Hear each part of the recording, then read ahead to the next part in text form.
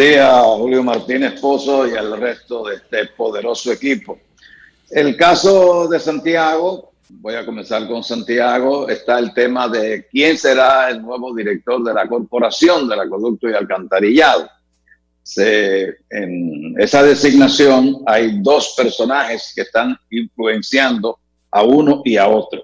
Por una parte está la vicepresidenta de la República, que prefiere al exdiputado Robinson Díaz, y de otro lado está el hoy ministro administrativo de la presidencia y presidente del PRM, José Ignacio Paliza, que prefiere al antiguo dirigente del PRD y luego del PRM, Andrés Burgos. Esa es la situación, todavía no hay una definición de cuál será el nuevo director de la Corazán.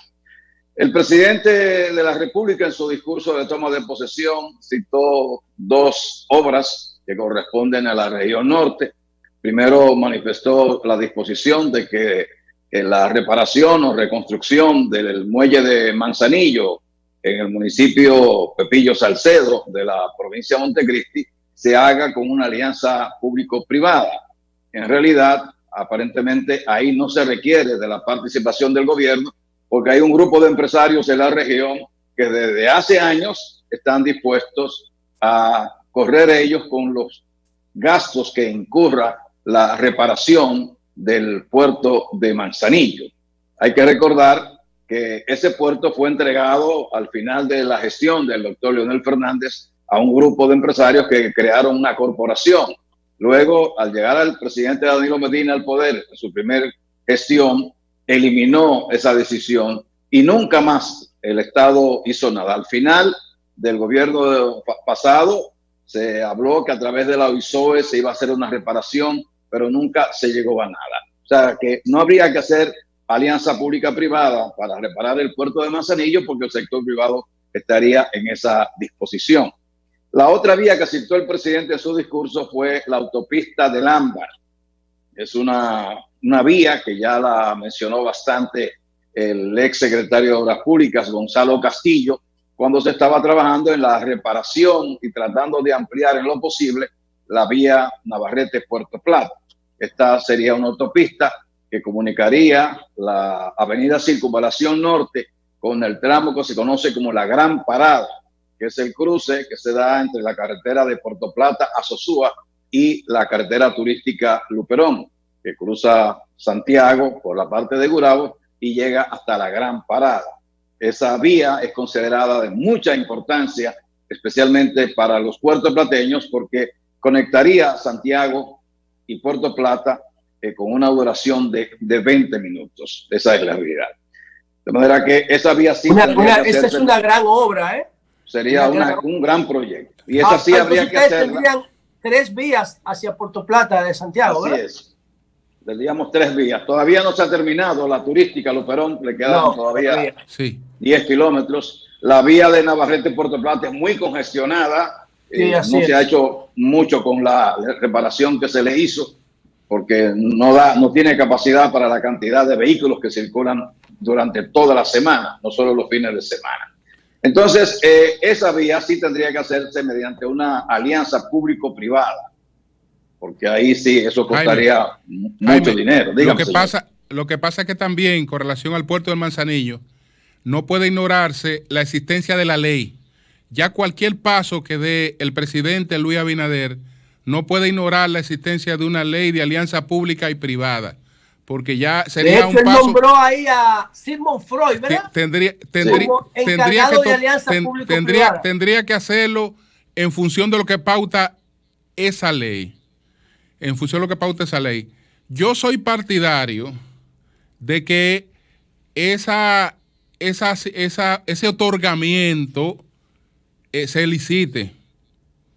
Se haga de manera transparente, que no sea por vínculos personales, que el que esté dispuesto a invertir ahí en función de un mecanismo transparente lo haga, pero ya la asignación en el pasado fue un fracaso. Eso te iba a preguntar, perdón Julio, eso te iba a preguntar porque ya se había asignado y lo que terminó fue reparando como una estructura que había ahí. No lo devolvieron. Que no me lo devolvieron. Que iban a hacer una marina. No invirtieron un peso. Lo que lo estaban administrando, pero no invirtieron un peso. Exacto. No. En el pasado sí. Vamos a ser objetivos. El proyecto contaba con un grupo numerosísimo de empresarios, entre los cuales estaban los productores de guineo de la zona.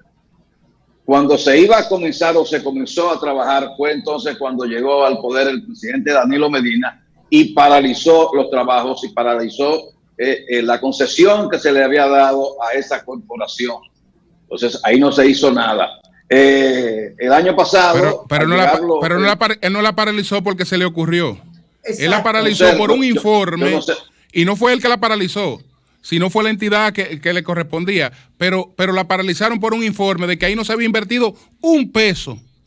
Y sin embargo se estaba administrando ese bien público. Una marina se iba a hacer ahí. Una marina era lo más que iba a hacer. No, ahí no se puede hacer una marina. Ahí tiene que hacerse, lo que se iba a hacer es el muelle. El muelle es importante porque tiene un calado natural que permite el atraque de cualquier tipo de barco. Por eso es importante Bahía de Manzanillo. En realidad el proyecto se detuvo por dos razones. Primero, el grupo que se conformó no incluyó a dos empresarios muy importantes de Santiago y de la región. Luego, ¿A quiénes, Jaime? ¿A quiénes no incluyó? A Manuel Estrella y a Félix García. Luego, ese grupo le pasó por encima al que era ministro de Obras Públicas en ese momento, Víctor Díaz Rúa, y también se contaba con la oposición del principal operador de los muelles del país, que no recuerdo el nombre, un capitaleño. Entonces, eso fue lo que contribuyó a que el presidente... ¿Te refieres a Gustavo Tavares? Ese mismo, ese caballero que no quería o no quiere. ¿Por qué? Porque los empresarios no quieren competencia. Los empresarios quieren ganárselo todo. Esa es la realidad y así ha sido siempre y va a seguir siendo así. Entonces, ese muelle habrá que decidir. Los chinos estaban interesados en hacer las obras y hacer ahí un área, una zona libre. Pero Estados Unidos se opuso, dada la proximidad que hay entre la Bahía de Manzanillo y el sur de Estados Unidos, que está representado por el estado de la Florida. Esa es la situación. Entonces, ese es el momento. Vamos a ver qué es lo que va a pasar con relación al puerto de Manzanillo, que es importante para la zona norte, porque también se está construyendo un muelle turístico y se va a reparar el muelle comercial de Puerto Plata, que ambos son importantes para la zona norte. Y se está haciendo con fondos privados. Lo que se está haciendo en Puerto Plata tiene una compañía mexicana y tiene inversionistas dominicanos también. Habrá que ver qué va a pasar finalmente con eso. Entonces, también el presidente citó en su discurso la construcción de un aeropuerto en Pedernales. Hay que recordar que cuando se hablaba del aeropuerto de Santiago, el señor Pedro Delgado Malagón, para ese entonces secretario de Estado de Obras Públicas, se oponía a que se hiciera un aeropuerto en Santiago. Y con el sarcasmo que le caracteriza, dijo que los santiagueros tenían que pedirle al gobierno y al Congreso que le cediera el área de Sosúa, el área de La Unión, donde está el aeropuerto Gregorio Luperón en Puerto Plata. Sin embargo, ese mismo ingeniero provocó e hizo el aeropuerto María Montés en Barahona, donde ahí solo aterrizan garzas. Pero ¿qué pasa? Que ese aeropuerto está a 112 kilómetros de Pedernales. ¿Habría que construir un aeropuerto en Pedernales? Sería la pregunta. Yo creo que no, pero bueno, el presidente dice que se va a hacer un aeropuerto en Pedernales y 3.000 habitaciones para turistas, para que despegue la zona sur en el área turística, y eso es importante. Tocando el tema, uniendo el tema de los aeropuertos, hay que decir que la empresa propietaria del aeropuerto de Punta Cana está exigiendo que las nuevas autoridades revisen el decreto que permite la construcción del aeropuerto de Bávaro. Señalan también que en la empresa Abrisa, la que haría el aeropuerto de Bávaro, hay un socio español que tiene dificultades con la justicia española. De manera que eso va a continuar, porque hay de por medio muchos intereses económicos. Esa es la realidad. De mi parte, buen día. Bueno, pues muchas gracias, don Jaime, muy elegante como siempre. Díganos algo de la corbata que usted tiene hoy. Qué corbata, Dios mío, qué corbata. Muchas gracias, muy amables que son ustedes. Mira, Julio, antes de irnos, Jaime, una preguntita quiero hacerte. Tú decías Ahora que... la gente se fija, Jaime, ahora la gente se fija más en la mascarilla que en las corbatas. Ay, de verdad, sí. La nueva corbata es una mascarilla. Así es, así es. No, te iba a preguntar, como tú dijiste al principio, era una inquietud que tenías, que hay una lucha entre Raquel Peña y Paliza por poner al de Corazán. Así es. ¿Cómo se manifiesta eso? O sea, ¿se manifiesta ya enfrentamiento entre ellos o por una presión al presidente? ¿Cómo se manifiesta eso? Bueno, no, eso se maneja por lo bajo. Se sabe que uno prefiere uno y que la otra señora prefiere a otro. E incluso se ha hablado de que han ido hasta el presidente con cuestiones inherentes al desempeño en su vida contra el ingeniero Jaques. Pero hay que señalar que la ley que creó a Corazán establece que para ser director de Corazán debe ser ingeniero, preferiblemente sanitario. Okay. Uno es ingeniero, creo que agrónomo, y el otro es ingeniero en informática. Ninguno tiene nada que ver con aguas, ni con sanidad, ni con nada de eso. Esa es la situación. Pero ahí han estado ingenieros de todo tipo. El más reciente era ingeniero civil. O sea que la ley ahí nunca se ha cumplido con exactitud. Correcto. ¿Quién tú crees que gana? ¿Raquel o Paliza? ¿Raquel o Paliza? A mí me dijeron que el candidato de José Ignacio Paliza es el que tiene más posibilidades. Okay. Eso fue lo que me dijeron. Ya veremos.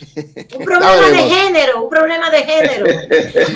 No debería ser los criterios para dirigir una institución, ¿no? Así es. Debería ser un plan de trabajo. Bueno. Exacto. Bueno, Santiago necesita de que su nuevo director de Corazán haga un plan maestro para decidir y planificar qué es lo que se va a hacer, porque tenemos muchos problemas con la distribución de agua y tenemos fuentes acuíferas, o sea que no se justifican los problemas que hay en la población. Bueno, pues muchas gracias, Jaime. Vamos a hacer una pausa. A regreso vamos a conversar con el doctor Cristóbal Rodríguez, abogado constitucionalista. Cambio y fuera.